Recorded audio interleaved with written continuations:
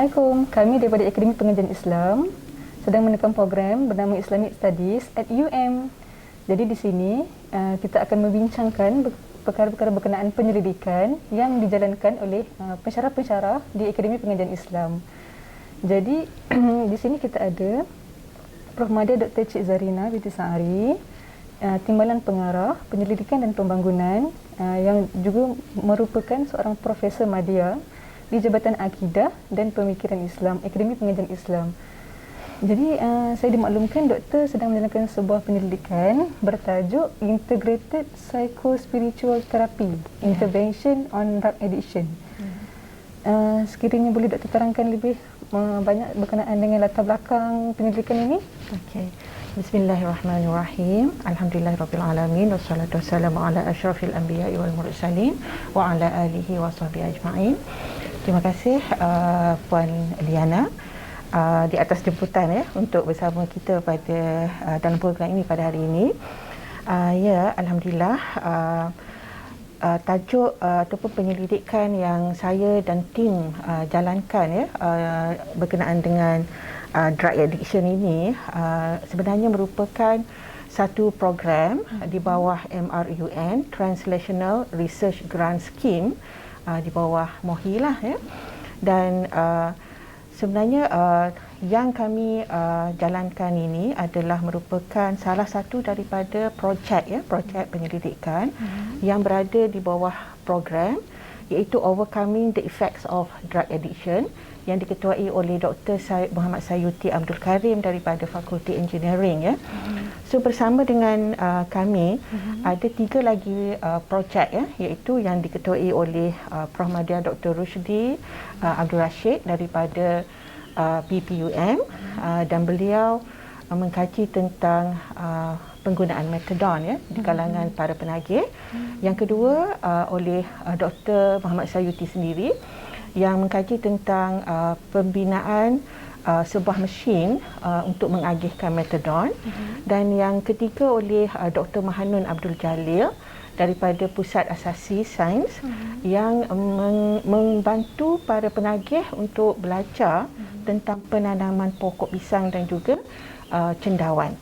So bagi pihak kami yang datang daripada kumpulan Psycho-Spiritual Islam, kami membantu dari sudut untuk mempertingkatkan motivasi diri, spirituality dan juga religiosity di kalangan para penagih lah. So itu sebenarnya projek ini berada di bawah pemantauan UM Cares, iaitu Pusat Kelestarian dan Komuniti UM. Jadi projek ini dia lebih kepada bagaimana kita membantu para penagih untuk mereka itu kembali ke jalan yang benar dan juga mereka dapat menyara diri sendirilah apabila mereka keluar daripada pusat-pusat pemulihan. Itu antara latar belakangnya. Menarik sekali. Menarik sebab benda ni berkaitan dengan orang-orang penagih kan, mereka dah alami kehidupan yang begitu kelam satu ketika dahulu dan kita nak bantu mereka untuk keluar daripada kehidupan tu. Jadi doktor boleh ceritakan sedikit kerjasama dengan mana-mana agensi atau macam mana? Untuk makluman jugalah dalam kumpulan saya ni yang terdiri daripada pakar Psycho-Spiritual Islam, iaitu Dr. Sharifah Bashirah, Dr. Prof. Madya Dr. Said Muhammad Hilmi, kemudian kita ada Dr. Muhammad Syukri, kita ada juga Dr. Khairul Naim, Dr. Faizuri dan juga Dr. Muhammad Manawi daripada UKM dan GRA kita adalah ataupun Graduate Research Assistant kita adalah Siti Sarah. So kami bekerjasama dengan pihak ataupun agensi luar, iaitu khususnya Sinar Kasih, Sinar Kasih Kuala Lumpur, dan juga kita bekerjasama dengan Pusat Cure and Care Center yang bertempat di samping Kuala Lumpur. Jadi para responden kami ataupun klien kami ini berada di pusat-pusat tersebutlah, yang memang dari sudut dari sudut keahlian tu dia keluar masuk sebab kadang-kadang mereka ni dah okey, so mereka akan keluar, datang yang baru so sentiasa bertambah. Tetapi alhamdulillah lah kalau kita tengok sebab projek ni dah selesai pada bulan Disember 2021. So kita dah tengoklah hasil dia, alhamdulillah. So kalau kita nampak yang paling jelas sekali ialah kolaborasi kami ialah dengan Sinar Kasih dan Cure and Care Center. Okey, alhamdulillah nampak. Saya sangat suka untuk tahu lebih lanjut berkenaan dengan berapa ramai responden kita, kalau Dr. boleh kongsikan, dan juga apa contoh-contoh terapi yang kita bagi kepada mereka. Okey. Dari sudut ramainya responden ataupun klien kami itu macam saya katakan tadilah dia bertukar-tukar tetapi pada satu masa tu dia dalam lingkungan tak kurang daripada 20 orang lah. Ini untuk bahagian psikospiritual Kalau untuk metadon tu memang ramailah sebab dia datang daripada luar dan sebagainya. Jadi untuk dalam projek kami ini kami menyediakan ataupun output yang kami keluarkan ialah pertama ialah bagaimana ataupun inventory untuk kita mengukur tahap spiritual penagih dadah yang kita kenali sebagai Islamic Psychospiritual Skill for Drug Addicts. Yang ni kami dalam proses untuk mendapatkan IPR dan telah pun diterbitkan. Kemudian kita juga menyediakan module of therapy yang kita kenali sebagai MTPI, Islamic Psychospiritual Therapy Module yang kita gunakan kepada penagih-penagih tadilah ataupun kami punya responden Kemudian dari sudut kegiatan ataupun aktiviti yang kita lakukan sebab dia berbentuk community care jadi kita buatlah sesi intervensi untuk rehabilitasi lah untuk membantu mereka tu pulih.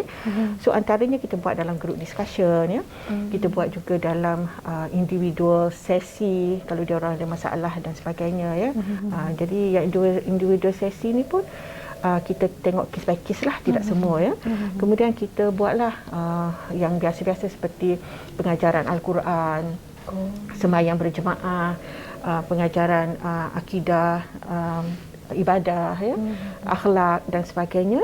Dan pada masa yang sama juga kita buatlah tazkirah ringkas. Kemudian kita buat juga program kalau bulan Ramadan kita buat iftar bersama.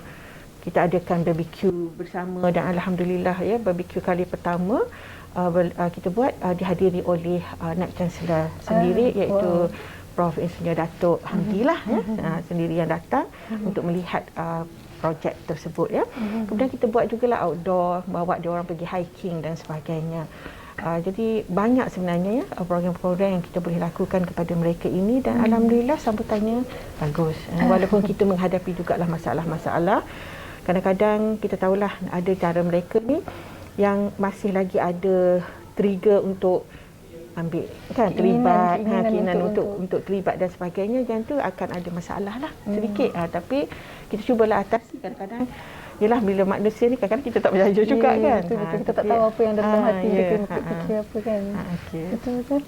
Dari sudut tu saya rasa macam memang banyak program sebenarnya yang kumpulan penyelidik ni doktor buat untuk bantu mereka semua ni. Dari sudut itu di manakah yang doktor nampak impak dia kepada masyarakat, kepada orang luar setelah pendidikan ini dijalankan?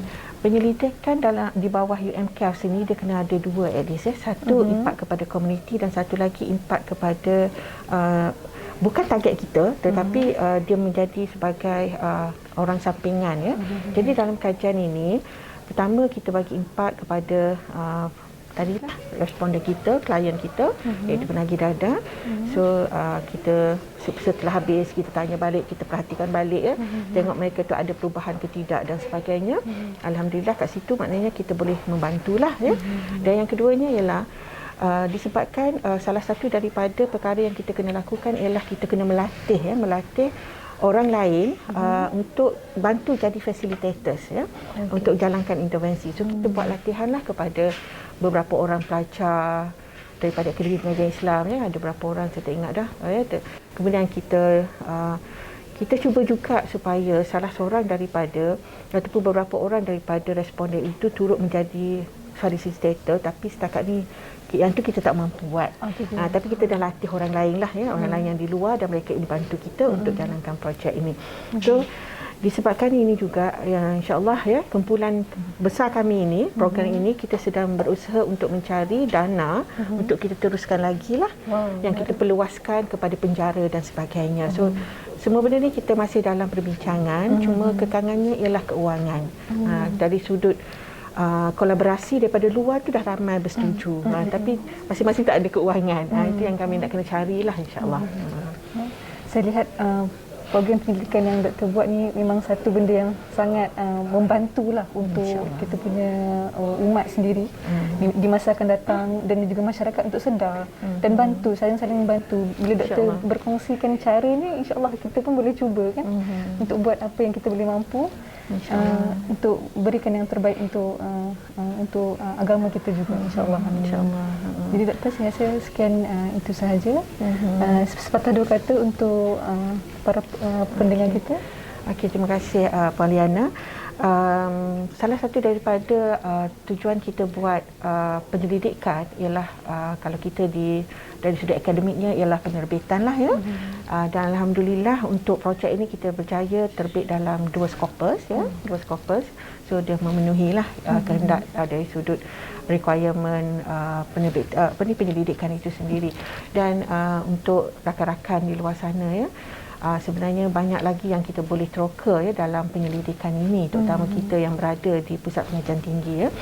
So insya-Allah kalau kita dapat masuk ke membantu masyarakat, itu adalah yang terbaiklah bagi kita, dan bagi pihak kami sendiri pun kami sedang berusahalah juga ke arah itu insya-Allah. Insya-Allah. Terima kasih Puan Liana. Terima kasih banyak juga Permada Dr. Cik Zarina binti Sa'ari atas kerjasama yang diberikan dan untuk program Islamic Studies at UM ini, dan moga-moga para penonton akan dapat banyak manfaat dan dapat rasai ilmu yang kita dapat pada hari ini, insya-Allah. Sekian, terima kasih. Wabillahi taufiq. Assalamualaikum warahmatullahi wabarakatuh. Assalamualaikum warahmatullahi wabarakatuh.